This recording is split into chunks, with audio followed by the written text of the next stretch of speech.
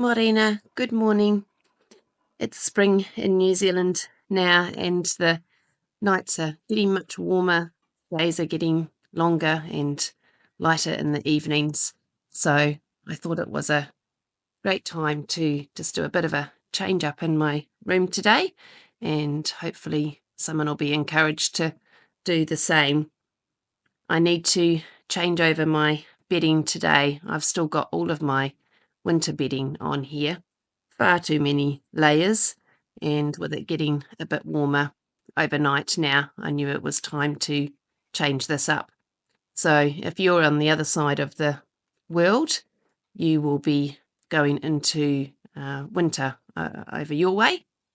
Our clocks went forwards here about 3 weeks ago, but I think if you're over the UK or US way, then your clocks will be going back in about a week's time. So I'm just taking all of my bedding off here.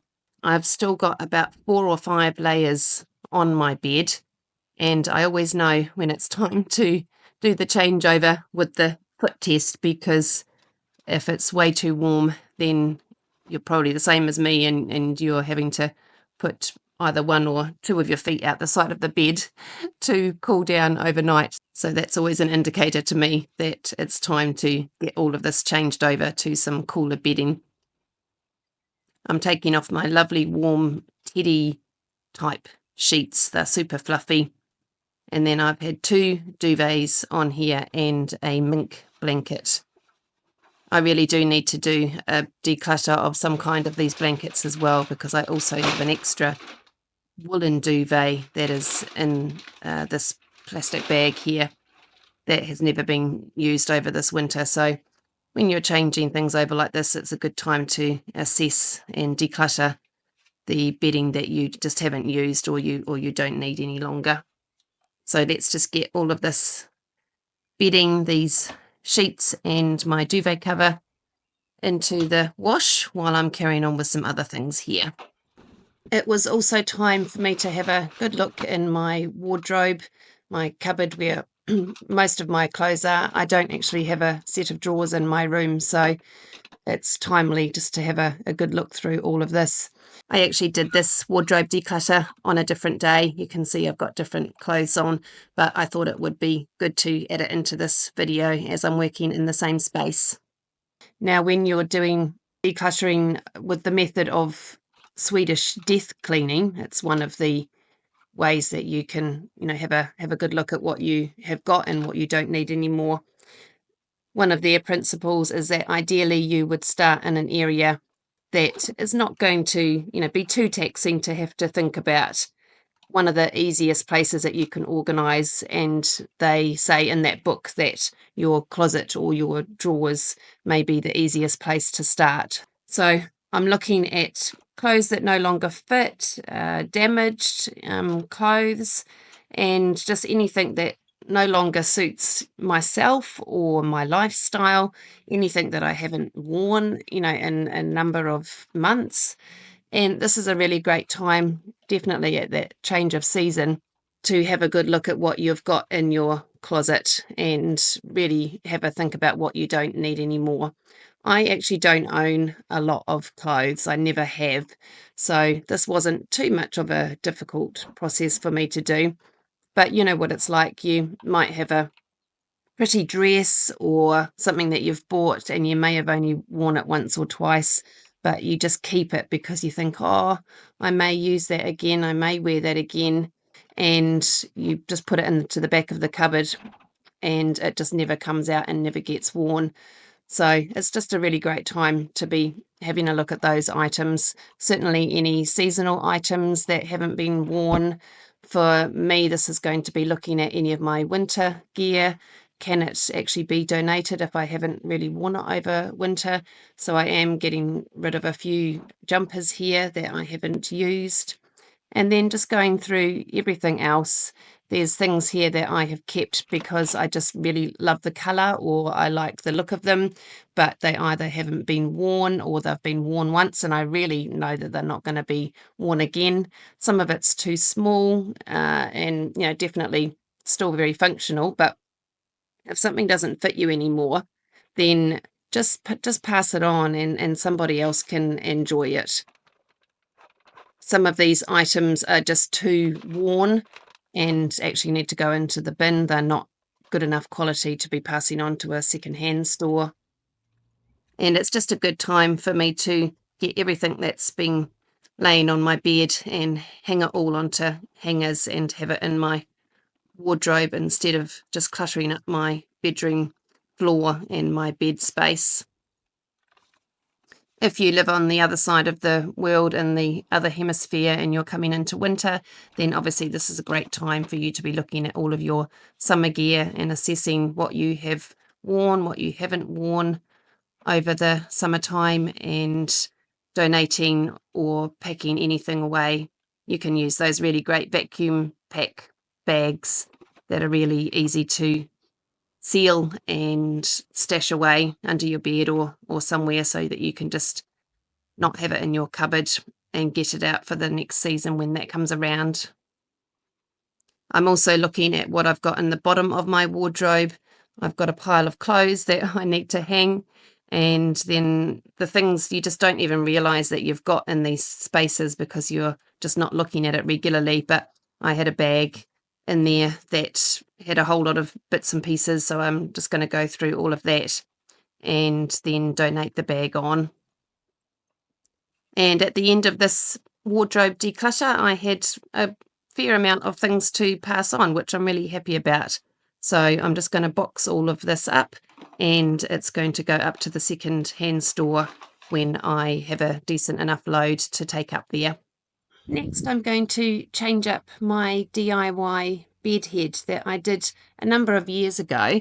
I think it was probably about 4 years ago that I did this bed head originally.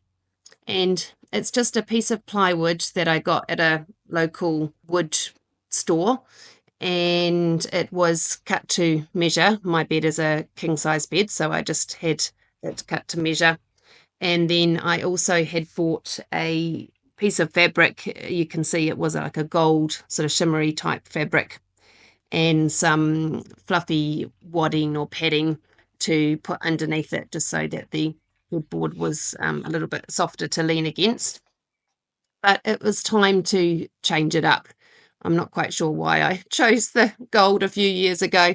I kind of like blingy things, but yeah, it's definitely time to change it up now to something a little bit more neutral. So I got this lovely piece of linen from one of my local fabric shops, and it came in different colours, but I've just chosen this colour. It's like a oatmeal colour, I guess you would call it. And so I just pre-measured my headboard before I went out to the fabric shop and just made sure that I got enough fabric so that I would have an amount over each end that I could tuck over the back and staple gun it in. With it being linen, I just had to give it a good iron first because, as you know, if you've ever worn any kind of linen garments, any linen clothing, it's crumpled and creased pretty easily. And I'm just going to keep this really simple. I'm not going to take off any of the old fabric that I had on there or the padding. I'm just going to be applying the new piece of fabric straight over what I've already got on here. So I'm just going to lay my new piece of fabric out onto my bed. You just need a flat surface of some kind to be able to do this more easily. So you just need to make sure it's placed over the fabric with equal portions on each side. And then I'm going to start securing one of the sides down with a staple gun. Some of the staples don't want to go in if you have too much padding or wadding on there. So you just need to secure it in a place where the staple will actually properly hold the fabric down. And then I'm just going to flip it up onto its end and start stapling around each side, making sure that I'm stretching the fabric and checking that it's looking flat and not puckering anywhere as I'm stapling. You want to pull it tight enough so that all of the creases are out, but not too tight that you're going to cause damage to the fabric, obviously. And lastly are the corners. You just want to tuck all of this in so that obviously, when you flip it over, it's not showing at the front, and just pull it as tight as you can so that you've got that nice metered edge at the top without any fabric showing from the front, and just stapling that down firmly.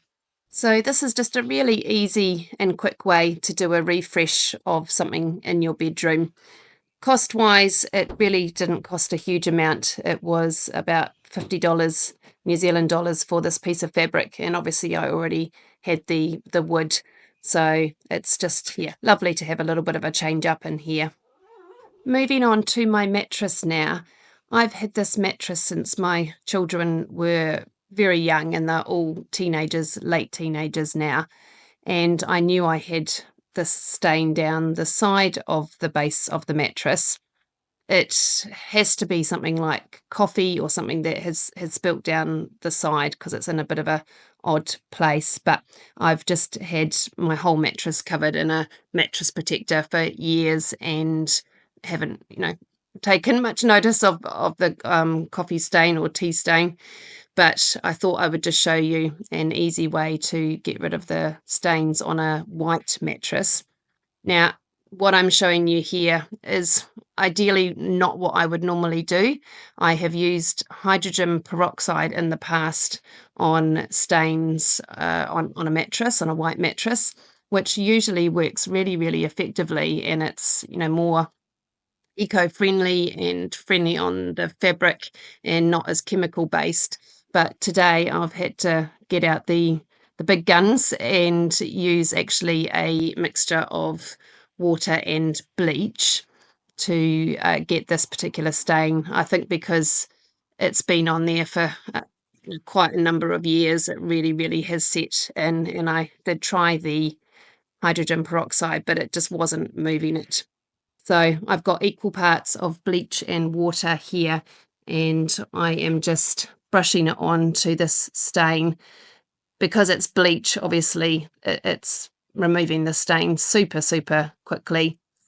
Now, I am doing this in a well-ventilated room. I've got all of my windows and my doors open just to, get rid of that chemical bleach smell. But it is super effective.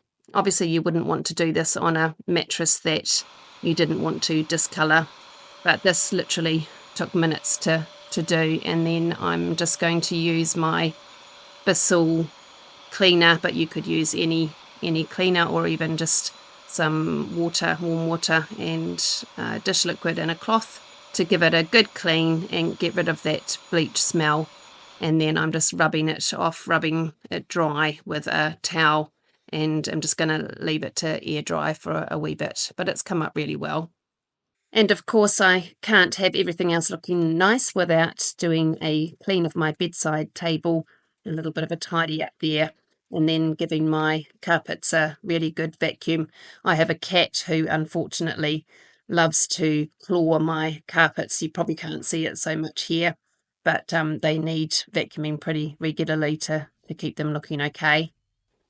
Now, if you like the look of the beautifully made up beds that you would see in a hotel and the lovely mitered corners that they do at the end, they're very easy to do in your own home. So you just start at the end of the bed and tuck it all in, and then working from the side, you're going to reach down to the bottom of the sheet about 2 hands along and pull the side up, and then just tuck it underneath like you can see me doing here. And then you're going to pull that bottom edge back down again, and as you can see, you just stretch it out a little bit until it's looking like an actual mitered corner. Tuck it all in, and then tuck it underneath until it's nice and secure, and you get this lovely corner at the end that has been neatly folded. It's a really lovely look in your home. If you're someone who doesn't like to have everything tucked in super tight at the bottom of your bed, then obviously you can just have this loose. And now I'm just putting all of this back together again. So for me, this is going to be more of a spring look, and taking, blankets off, refreshing just for a new season, but for you, if you're on the other side of the world, then you'll be putting extra blankets on and getting more of a fall or autumn look together and warmth for your bedroom. But either way, it's just really lovely, isn't it, to do a refresh in your bedroom and have lovely clean sheets on your bed. Just another couple of little tips or tricks here for when you're making your bed, especially if you're doing it on your own without another person helping, is that when you're putting your duvet cover on, if you can find the little tag on either side, you can see this little blue tag that I've got here. If you have that at the end of your bed, then that normally means that you've got it around the correct way. A lot of duvets, they'll be slightly wider than they are longer, or the other way around. But yeah, if you find the little tag and have that at the bottom of your bed, then that usually is the correct way around.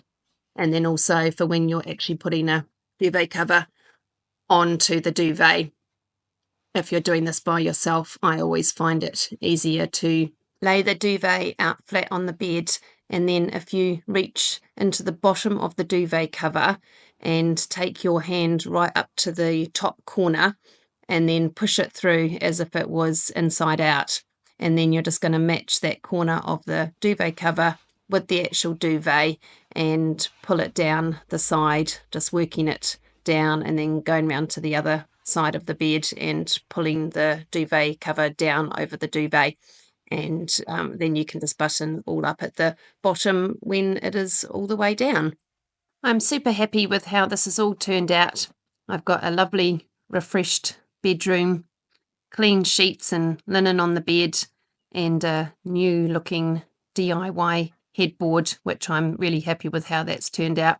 And I've got some bits from my closet that I've been able to declutter as well. So I just encourage you to do the same in your own bedroom. Have a great week, everyone. I'll see you in my next video. Bye.